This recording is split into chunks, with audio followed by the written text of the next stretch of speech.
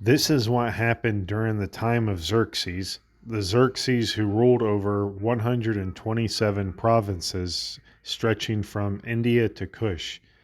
At that time, King Xerxes reigned from his royal throne in the citadel of Susa, and in the third year of his reign, he gave a banquet for all his nobles and officials, the military leaders of Persia and Media,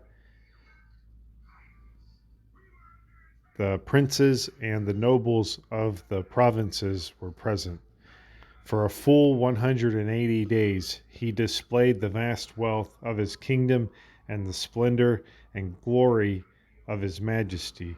When these days were over, the king gave a banquet lasting 7 days in the enclosed garden of the king's palace for all the people from the least to the greatest who were in the citadel of Susa. The garden had hangings of white and blue linen, fastened with cords of white linen and purple material to silver rings on marble pillars. There were couches of gold and silver on a mosaic pavement of porphyry, marble, mother of pearl, and other costly stones.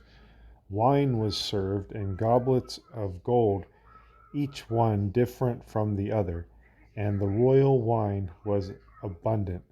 In keeping with the king's liberality, by the king's command, each guest was allowed to drink with no restrictions. For the king instructed all the wine stewards to serve each man what he wished. Queen Vashti also gave a banquet for the women in the royal palace of King Xerxes. On the seventh day, when King Xerxes was in high spirits from wine, he commanded the 7 eunuchs who served him, Mehuman, Biztha, Harbona, Bigtha, Abigatha, Zethrar, and Carcass, to bring before him Queen Vashti, wearing her royal crown, in order to display her beauty to the people and nobles, for she was lovely to look at. But when the attendants delivered the king's command, Queen Vashti refused to come. Then the king became furious and burned with anger. Since it was customary for the king to consult experts in matters of law and justice, he spoke with the wise men who understood the times and were closest to the king: Karshina, Shethar, Admatha, Tarshish, Maris, Marcina, and Memucan, the 7 nobles of Persia and Media, who had special access to the king and were highest in the kingdom. According to law, what must be done to Queen Vashti? He asked. She has not obeyed the command of King Xerxes that the eunuchs have taken to her. Then Memucan replied in the presence of the king and the nobles, Queen Vashti has done wrong, not only against the king, but also against all the nobles and all the peoples of the provinces of King Xerxes.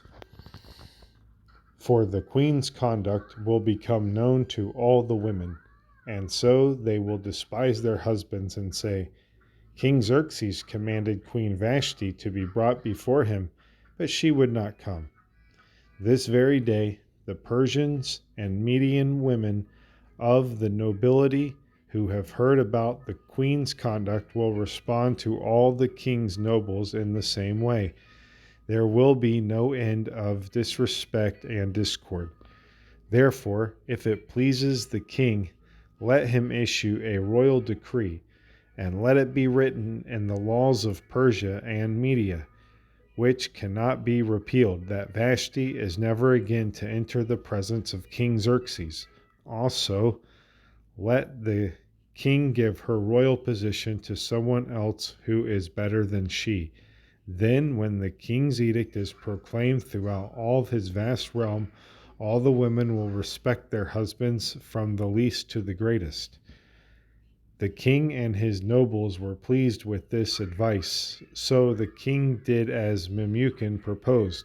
He sent dispatches to all parts of the kingdom, to each province in its own script, and to each people in their own language, proclaiming that every man should be ruler over his own household using his native tongue.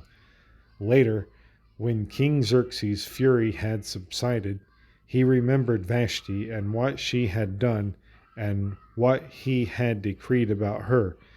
Then the king's personal attendants proposed, "Let a search be made for beautiful young virgins for the king.